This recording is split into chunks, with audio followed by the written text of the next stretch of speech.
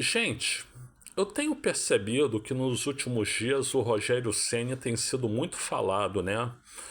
Então tem se falado demais do Rogério Ceni. E eu tenho um problema, uma diferença com o Rogério Ceni que já é antiga, né? E eu queria falar disso para vocês.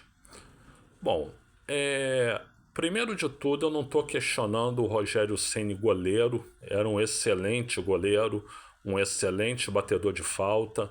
Enfim, não estou questionando isso, né? Também não estou questionando o Rogério Ceni como técnico de jogador, técnico de futebol, né?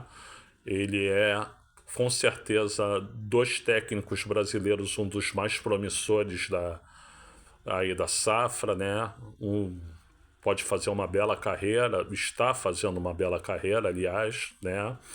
Então a questão não é nada disso. A questão toda é o seguinte: eu fui convidado pelo Eduardo Conde Tega, que é um grande gestor esportivo, na época da Universidade do Futebol, lá em 2013, né? Para participar de um movimento dos jogadores de futebol chamado Bom Senso Futebol Clube. Posteriormente foi nomeado assim, Bom Senso Futebol Clube, né? E a ideia era você desenvolver uma proposta de calendário para o futebol brasileiro, para os jogadores não ficarem submetidos àquele massacre que eles são submetidos normalmente, né? E eu trabalhei em cima dessa proposta, eu junto com o Paulo André Benini, que era o líder do Bom Senso, zagueiro do Corinthians, né? Nós trabalhamos em cima dessa proposta, com a contribuição de outras pessoas também, né? Mas as decisões eram do Paulo André, né? E eu era a pessoa que fazia a parte operacional, né? Que cuidava de escrever o texto, de adequar as datas, de propor a distribuição, enfim, eu fazia a parte técnica da coisa, né? E nós fizemos a proposta de calendário. Depois o bom senso também entendeu que deveria atuar em cima do fair play financeiro, né? Da questão dos clubes serem bons pagadores, não ficarem devendo aos jogadores e etc. Então eram as duas grandes pautas, né? O fair play financeiro e a melhoria do calendário, né? Bom, o que acontece? Entretanto, o Paulo André foi vendido para a China, né? Foi jogar na China, né? O Ricardo Borges Martins, que assumiu o Bom Senso, né? Ele organizou um evento lá no dia 17 de março de 2014, apresentando para a sociedade as propostas do Bom Senso, né?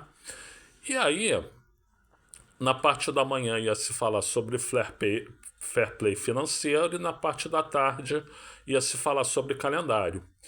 O Tega me ligou, me convocou para ir para São Paulo. Eu não queria ir, mas ele me convocou para ir para São Paulo. E ele falou: olha, na segunda parte sobre o calendário você é essencial, você é peça-chave. Quem vai falar é você, porque você que escreveu a proposta, né?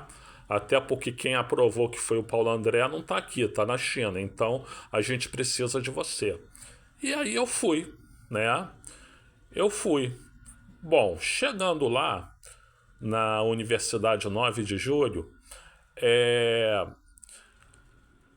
tava lá o Rogério Ceni. O Rogério Ceni tinha acabado de chegar. E aí ele pergunta para algumas pessoas: mas o que é isso aqui? Né? Num tom extremamente arrogante, né? Aí explicaram: ó, vai ter um negócio de... Vai ter a temática do fair play financeiro e depois vai se falar sobre o calendário. Aí ele: tá tudo errado aqui.